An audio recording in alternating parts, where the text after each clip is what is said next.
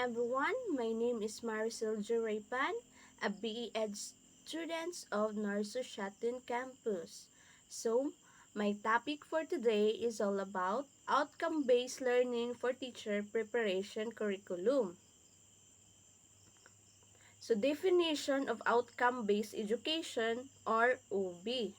So, out clarify focusing and organizing everything in the educational system around the essential for all the students to do successfully at the end of their learning experiences. So according to the definition of UB, it's clearly focused on the educational system or essentials for students to successfully learn at the end of the discussion or at the end of the topic that was discussed by the teacher.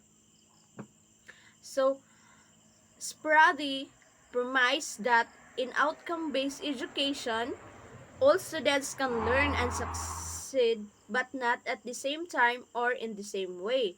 So, according to Spady, all students can learn. Yes, all students can learn, but not at the same time and in the same way. Because every student has different learning skills. They have different learning adaptations of learning. Lahi-lahi sila og dalagan sa panghuna-huna. So, in successful learning promotes even more successful learning.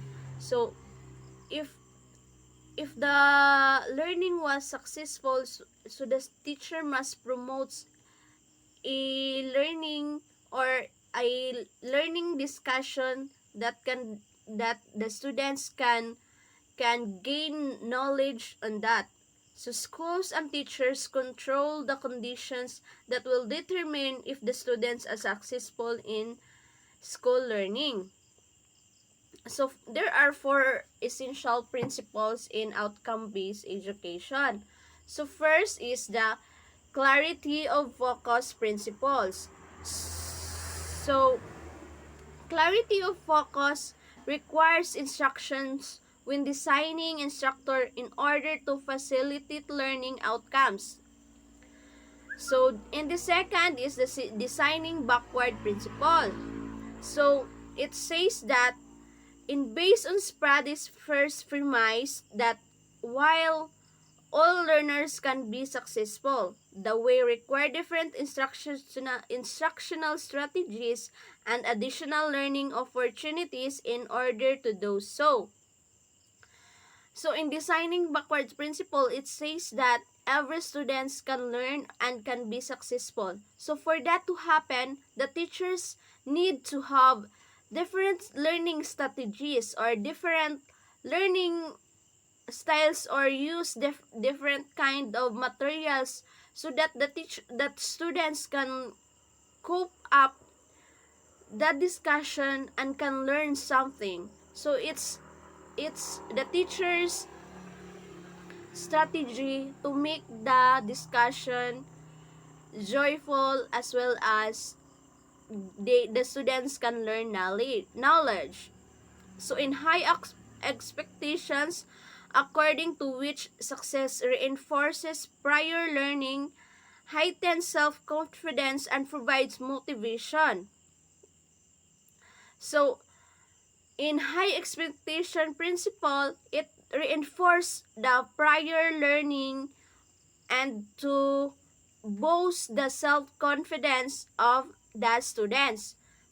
So, in the expand and the last learning principles is the expand opportunities. Instructor begins by identifying the exit as outcomes followed by the building blocks or learning that enable students to achieve this. In order for an educational system to be described as outcome-based, these four principles must provide it philosophically foundation.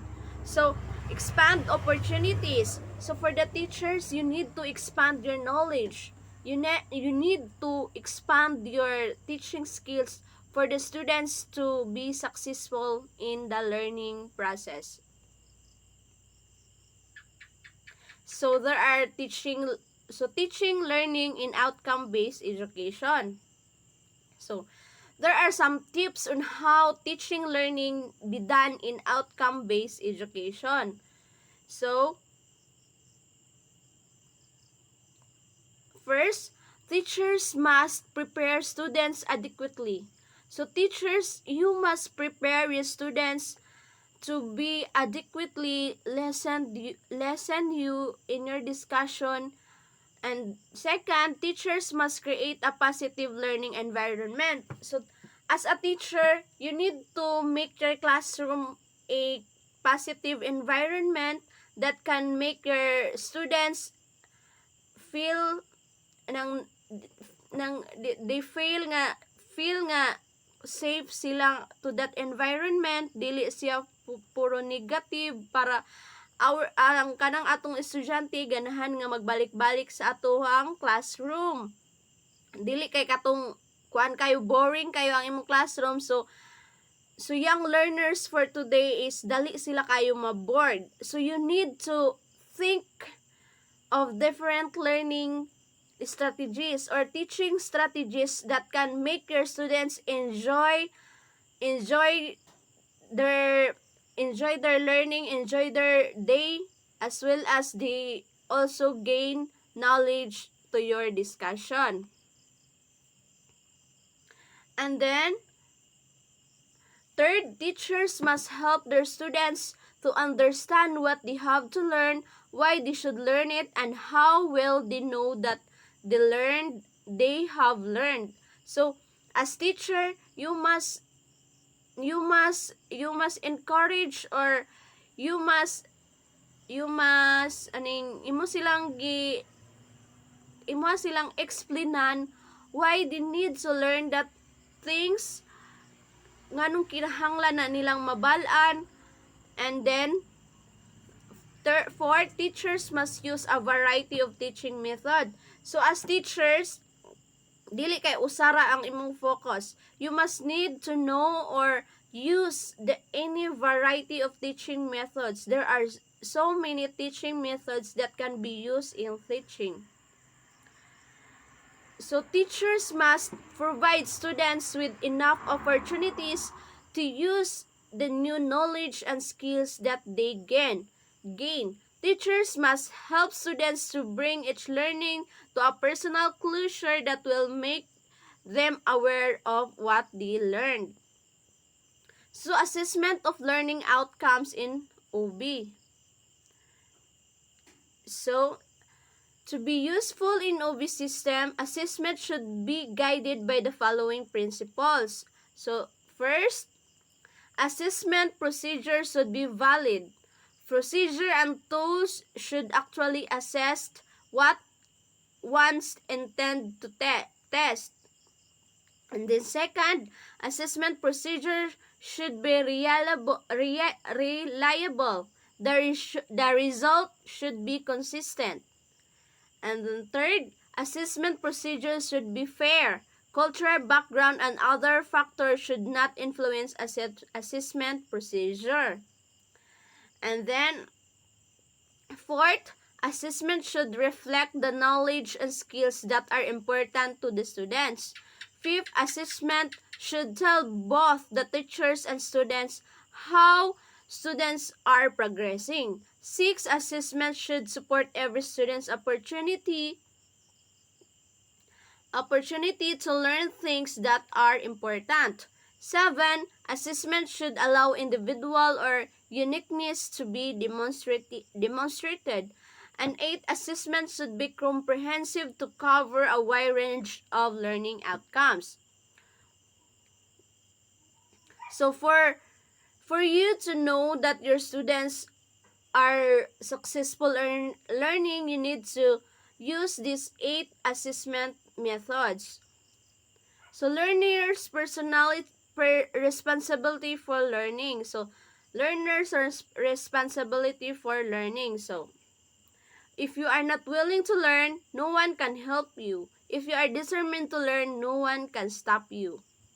Yes, because if the students are willing to learn, no one can stop them. if the students is not willing to learn, then no one can help them. So me personally as a student, if I don't want to learn, or no one can help me, so this is myself, this is my life, it's my freedom to have decisions of what kind of life I want to in the future. So as of now, I'm focusing on my study, and I am determined to learn and determined to finish college and become a future teachers, future educator in the future. So there's no one can stop me if I want to. Even the poverty can't stop me, because I am eager and I want to learn. And that's all for my topic. Thank you and good morning once again.